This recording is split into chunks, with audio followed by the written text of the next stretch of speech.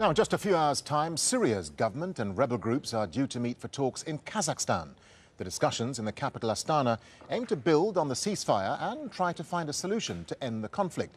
So let's take a look now at who's attending those talks. Well, it's a Turkish and Russian initiative, so they'll be in Astana. The Syrian UN ambassador, Bashar al-Jafari, will lead a 10-member government delegation. The opposition will be led by Mohammed Aloush and will have representation from armed groups and the High Negotiations Committee. United Nations Special Envoy Staffan de Mistura will also attend the talks, and there'll be a high-level government delegation from Iran. A Russian invitation has been extended to the Trump administration. The US are sending their ambassador to Kazakhstan instead of a delegation. Now, US Kurdish allies in Syria are not happy about being excluded. Turkey considers Kurdish fighters along its border terrorists. Jabhat Fatah al-Sham, formerly known as al-Nusra Front, is also not part of the talks. Jamal al-Shayal reports from Astana on what's at stake. Almost 6 years of war in Syria have killed hundreds of thousands of people and turned millions into homeless refugees. What started off as a peaceful protest movement by Syrians demanding freedom soon turned into a civil war, with regional governments and international powers trying to further their own interests by backing opposing sides. Numerous attempts, primarily led by the United Nations, to end the fighting have failed. And the Syrian regime and its army, responsible for much of the killing, is in the strongest position it's been in since the war began. That's primarily due to its allies. Russian airstrikes on rebel-held territories tipped the balance in favor of Bashar al-Assad's government. On the ground, thousands of Shia militia sent and armed by Iran helped consolidate Assad's grip on power. The fall of Aleppo was testament to this.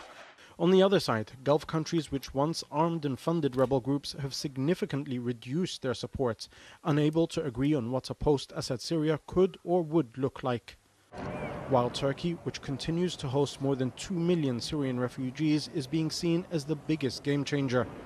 Turkish leaders had insisted that they would never allow for Aleppo to fall and that Assad must leave for peace to be achieved, but that has all changed now.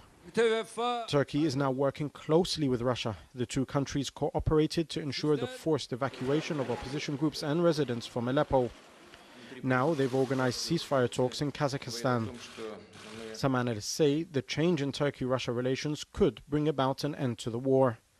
Both countries actually would be important actors in bringing the opposition on table, as well as convincing the regime for accepting a peaceful solution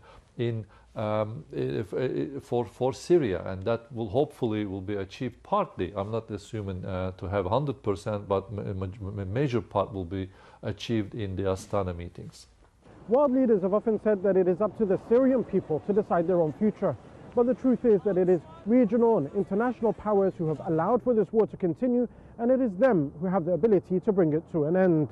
As these talks take place here in Astana, millions of Syrians who continue to suffer will be hoping that this time round their lives will be as important as political interests, if not more. Jamal al-Shayal, Al Jazeera, Astana, Kazakhstan. And Mohammed Jamjoom joins us live now from Astana. Mohammed, so expectations are pretty high that something positive will come from these talks. So what do we know about the agenda then? Well, Darren, the talks are set to officially start in just about 2 hours from now. A few minutes ago, we were in a press conference with the Deputy Foreign Minister of Kazakhstan, Roman Vasilenko. He said that the government here was proud to be playing a part in trying to facilitate these negotiations, and that he had high hopes for the outcome of these talks, which are scheduled to take place 2 days. As you mentioned, really high expectations. The highest expectations, of course, are about whether or not the Syrian government officials will be meeting in the same room, across the same table, from the armed opposition groups that are represented here.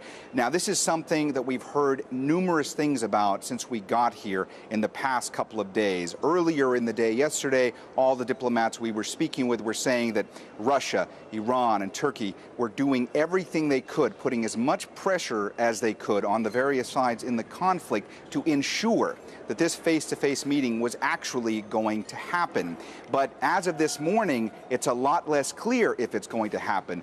The rebels have said at various points in the day, yesterday and even this morning, some of them have said that they would like that to happen, that they are here to try to solidify the ceasefire, to try to ensure that it continues. But it seems as though they might be placing some conditions on whether or not they will actually meet with the Syrian government delegation here headed by Bashar al-Jafari. It seems that the rebels are trying to get assurances that prisoners will be released and that humanitarian aid will be delivered to besieged parts of Syria. So, as in all previous Syria talks, there is some chaos, there is some confusion. It'll be clearer later in the day, but just a few minutes ago in that press conference with the Deputy Foreign Minister here in Kazakhstan, even he was asked whether or not the delegations, the two Syrian delegations, would meet face-to-face, and he said that it's expected that throughout the day we'll learn more about what exactly the agenda will be, what will finally be decided when it comes to that. Darren? And Mohammed, just briefly, we know that the UN Special Envoy, Staffan de Mistura, will also be sitting around the table. What role is he going to play? Well, that's unclear, too. We did encounter Staffan de Mistura last night or this morning. He did say that he had been involved in meetings for several hours last night, that he didn't end until around 2 a.m., and that there was a lot of shuttle diplomacy going on, a lot of bilateral and trilateral talks last night, that it's key the next 48 hours what they will bring as to if there will be solutions, but he did indicate that he does have a role here, that he knows what that role is going to be, even though it has not yet been officially announced by the players who've organized this meeting here in Astana. Darren? All right, Mohammed Jamjoom there in the Kazakh capital, Astana. Mohammed, thank you.